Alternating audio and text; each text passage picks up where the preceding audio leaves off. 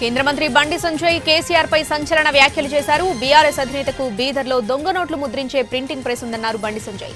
దొంగ నోట్లు వ్యాపారం చేశారని ఆరోపించారు.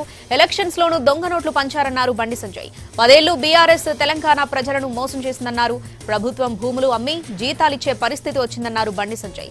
కాంగ్రెస్ వాళ్లు కాంట్రాక్టుల కోసం 15 నుంచి 18 కమిషన్ పెంచారన్నారు. కమిషన్ ఇచ్చిన వారికే బిల్లులు చెల్లింపులు చేస్తున్నారని ఆరోపించారు బండి సంజయ్.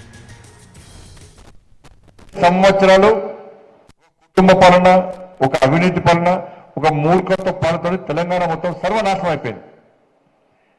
ధనిక రాష్ట్రం అప్పుల పాలైంది, కానీ ఒక కుటుంబం మాత్రం ధనికులు అయిపోయిన వాళ్ళు.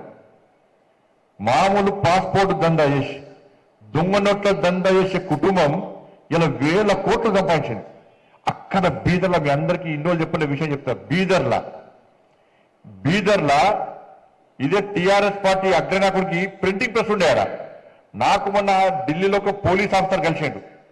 సార్, నేను సిద్దిపేట ఎస్పీ ఉన్నప్పుడు బీదర్లో ఒక ప్రింటింగ్ ప్రెస్ ఉండే. ఆ ప్రింటింగ్ ప్రెస్ టీఆర్ఎస్ పార్టీ ఆది నాయకుడిది.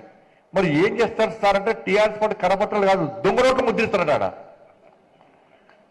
దొంగ నోట్లు ముద్రించే ప్రింటింగ్ ప్రెస్ బీదర్లో ఉన్నది. నేను ఆ ప్రింటింగ్ ప్రెస్ సీజ్ చేద్దామని పోయినాను. పోయేసరికి రాష్ట్రంలో నుండి ఒక ముఖ్య నాయకుడు నాకు ఫోన్ చేసి, మీకు డ్యూటీ అక్కడ లేదు, మీరు అక్కడ పోకండి అని చెప్పి నన్ను ఆదేశిస్తే నేను పోలేకపోయినా. అంటే దొంగ నోట్ల దంద కూడా చేశారు వీళ్ళు. ఎన్నికలప్పుడు, ఉద్యమం అప్పుడు, ఎన్నికలప్పుడు బీఆర్ఎస్ వాళ్ళు టీఆర్ఎస్ వాళ్ళు పంచింది అన్ని కూడా దొంగ నోట్లే.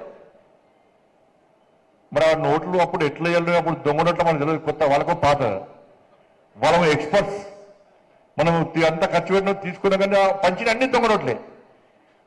ఉద్యమం తర్వాత ఎన్నికలప్పుడు టీఆర్ఎస్ వాళ్ళు పంచిన పైసలు మొత్తం దొంగ నోట్లే. బీదర్లో ముద్రించిన దొంగ నోట్లు అవి కుల్ల. ఇలా ఆ కుటుంబం ఇలా కోటీశ్వర్లు అయిపోయింది. ఇవాళ మనకు డిఏ లేవా, పిఆర్సీ లేదా, ప్రమోషన్ లేవా, కొత్త